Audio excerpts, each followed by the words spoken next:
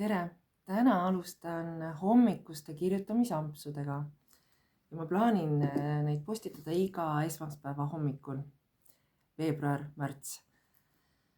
Ülesanne on järgmine.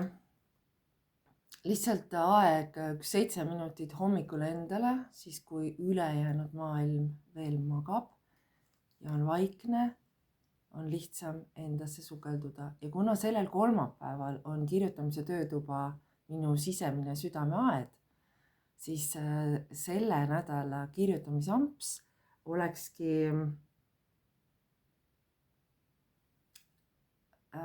oma sisemisest südameaiast, aga me teeme seda praegu lihtsalt 7 minutit. Sa astud sisse oma südameaeda, paned silmad kinni, astud sisse oma südameaeda.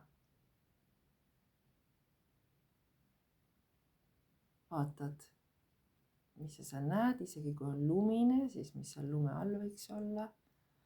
Tärkamist ootav, mis tahab võrsuda, mis on veel peidus.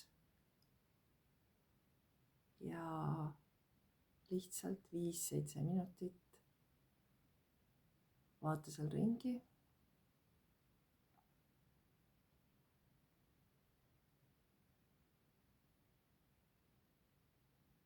Isegi kui on külmunud maapind lume all, sa ju tead, et sealt tahavad lumikellukesed ühel hetkel nina lumesest välja pista, mis sest, et siin on veel aega, aga nad on seal olemas juba.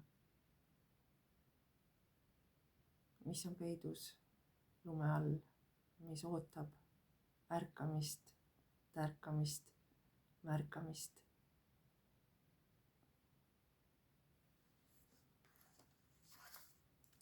Võta pliiats ja paber.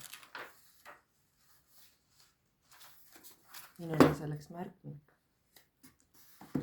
Ja las käsi hakkab ise vabalt kirjutama. Ära mõtle, küll ta kirjutab.